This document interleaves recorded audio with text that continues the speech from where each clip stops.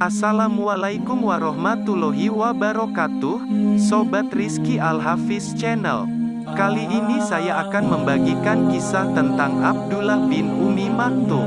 Abdullah bin Ummi Maktum adalah seorang tunanetra sahabat Nabi Muhammad, yang karena dialah, Nabi Muhammad mendapat teguran dari Allah. Sewaktu Nabi Muhammad berbicara dengan para pembesar Quraisy, dengan harapan mereka bisa memeluk Islam.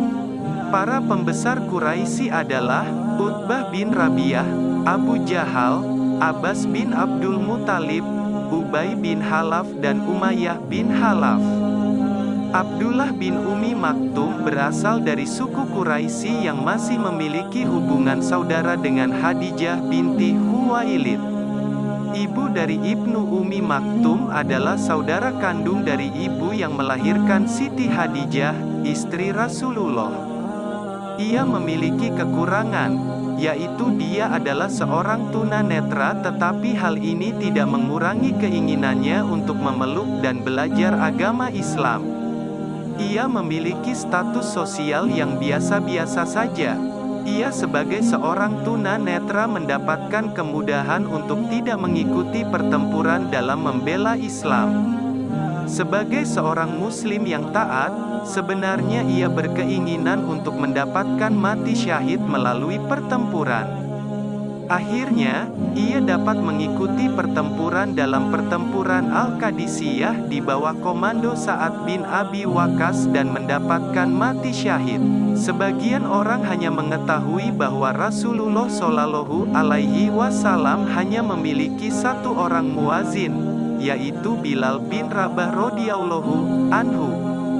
Padahal tidak hanya Bilal yang menjadi muazin Rasulullah, ada nama lain yaitu Abdullah bin Ummi Maktum radhiyallahu anhu.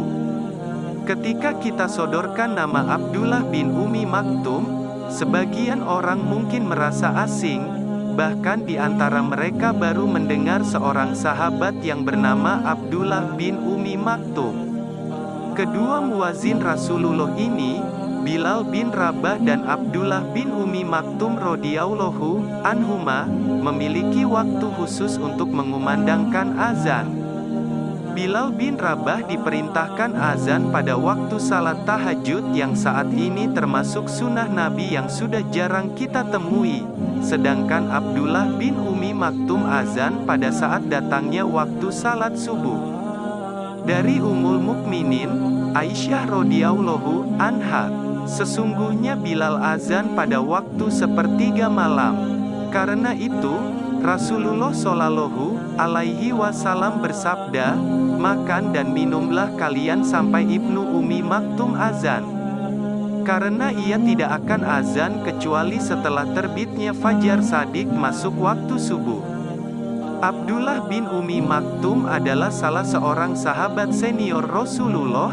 Beliau termasuk di antara as-sabiqunal awalun, orang-orang yang pertama memeluk Islam.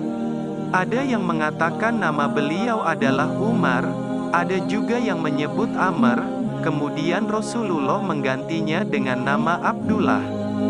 Orang-orang Madinah mengenalnya dengan nama Abdullah, sedangkan orang-orang Irak menyebutnya Amr. Namun keduanya sepakat bahwa nasabnya adalah Ibnu Qais bin Zaidah bin Al-Husham. Abdullah memiliki kedekatan nasab dengan Ummul Mukminin Khadijah radhiyallahu anha. Ibu dari Khadijah adalah saudaranya Qais bin Zaidah, ayah dari Abdullah. Abdullah bin Ummi Maktum memiliki kekurangan fisik berupa kebutaan tunanetra. Rasulullah Shallallahu Alaihi Wasallam bertanya kepadanya, "Sejak kapan engkau kehilangan penglihatan?" Ia menjawab, "Sejak kecil." Maka Rasulullah bersabda, "Allah berfirman, jika aku mengambil penglihatan hambaku, maka tidak ada balasan yang lebih pantas kecuali surga." Saat Allah memerintahkan Rasulnya dan kaum muslimin untuk hijrah ke Madinah, maka Abdullah bin Ummi Maktum menjadi orang yang pertama-tama menyambut seruan Allah dan Rasulnya tersebut. Walaupun ia memiliki kekurangan fisik, Jarak antara Mekah dan Madinah yang jauh, sekitar 490 km, ancaman dari orang-orang Quraisy, belum lagi bahaya dalam perjalanan, semua itu tidak menghalanginya untuk memenuhi perintah Allah dan Rasul-Nya. Keistimewaan Abdullah bin Ummi Maktum. Selain memiliki keistimewaan sebagai seorang muazin Rasulullah, Abdullah bin Ummi Maktum juga merupakan orang kepercayaan Nabi Shallallahu Alaihi Wasallam. Saat Rasulullah melakukan safar berangkat ke medan perang, beliau selalu mengangkat Abdullah bin Ummi Maktum menjadi wali kota Madinah menggantikan beliau yang sedang bersafar. Setidaknya 13 kali Rasulullah mengangkatnya sebagai wali kota sementara di kota Madinah. Keistimewaan lainnya adalah Allah Ta'ala menjadi saksi bahwa Abdullah bin Ummi Maktum adalah seseorang yang sangat mencintai Al-Quran dan sunnah nabinya. Rasulullah pernah mendapat teguran dari Allah Ta'ala lantaran mengedepankan para pembesar Quraisy daripada Abdullah bin Ummi Maktum. Bukan karena tidak menghormati Abdullah bin Ummi Maktum, akan tetapi beliau berharap kemaslahatan yang lebih besar dalam pandangan beliau apabila para pembesar Quraisy ini memeluk Islam, namun ternyata hal itu tidak tepat di sisi Allah dan Allah langsung meluruskan dan membimbing nabinya. Pada masa permulaan dakwah Islam di Mekah, Rasulullah sering mengadakan dialog dengan para pembesar Quraisy, dengan harapan agar mereka mau menerima Islam. Suatu kali beliau bertatap muka dengan Utbah bin Rabi'ah, Syaibah bin Rabi'ah, Amr bin Hisham atau lebih dikenal dengan Abu Jahal, Umayyah bin Khalaf dan Walid bin Mughirah, ayah Khalid bin Walid. Rasulullah berdiskusi dengan mereka tentang Islam. Beliau sangat ingin mereka menerima dakwah dan menghentikan penganiayaan terhadap para sahabat beliau. Sementara beliau berunding dengan sungguh-sungguh, tiba-tiba Abdullah bin Ummi Maktum datang, mengganggu, minta dibacakan kepadanya ayat-ayat Al-Quran. Abdullah mengatakan, "Wahai Rasulullah, ajarkanlah kepadaku ayat-ayat yang telah diajarkan Allah kepada Anda." Rasul yang mulia tidak memperdulikan permintaan Abdullah bin Ummi Maktum. Beliau agak acuh kepada perkataan Abdullah itu. Lalu beliau membelakangi Abdullah dan melanjutkan pembicaraan dengan pembesar Quraisy tersebut. Rasulullah berharap, mudah-mudahan dengan Islamnya mereka, Islam tambah kuat dan dakwah bertambah lancar. Selesai berbicara dengan mereka, Rasulullah bermaksud hendak pulang. Tetapi tiba-tiba penglihatan beliau gelap dan kepala beliau terasa sakit seperti kena pukul. Kemudian Allah mewahyukan firman-Nya kepada beliau. Dia, Muhammad, bermuka masam dan berpaling, karena seorang buta datang kepadanya. Tahukah kamu, barangkali ia ingin membersihkan dirinya dari dosa, atau dia ingin mendapatkan pengajaran, lalu pengajaran itu memberi manfaat kepadanya? Adapun orang yang merasa dirinya serba cukup, maka kamu melayaninya. Padahal tidak ada celaan atasmu kalau mereka tidak membersihkan diri, beriman. Adapun orang yang datang kepadamu dengan bergegas untuk mendapatkan pengajaran, sedangkan ia takut kepada Allah, maka kamu mengabaikannya. Sekali-kali jangan begitu. Sesungguhnya ajaran Allah itu suatu peringatan. Maka siapa yang nak menghendaki tentulah ia memperhatikannya. Ajaran-ajaran itu terdapat di dalam kitab-kitab yang dimuliakan, yang ditinggikan lagi disucikan, di tangan para utusan yang mulia lagi, senantiasa berbakti.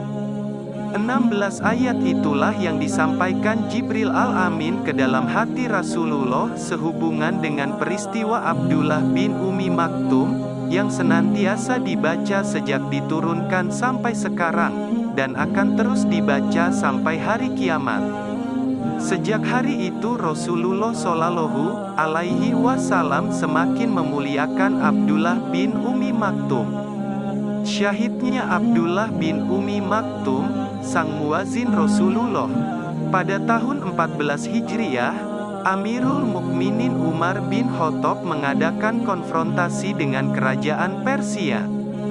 Beliau menulis surat kepada para gubernurnya dengan mengatakan, jangan ada seorang pun yang ketinggalan dari orang-orang yang memiliki senjata, orang yang mempunyai kuda, atau yang berani, atau yang berpikiran tajam, melainkan hadapkan semuanya kepadaku sesegera mungkin.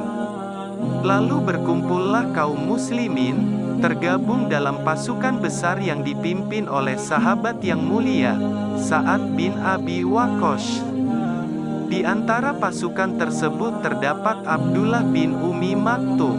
Abdullah bin Umi Maktum masuk ke dalam pasukan perang Qadisiyah dengan mengenakan baju besinya, tampil gagah, dan bertugas memegang panji bendera Islam.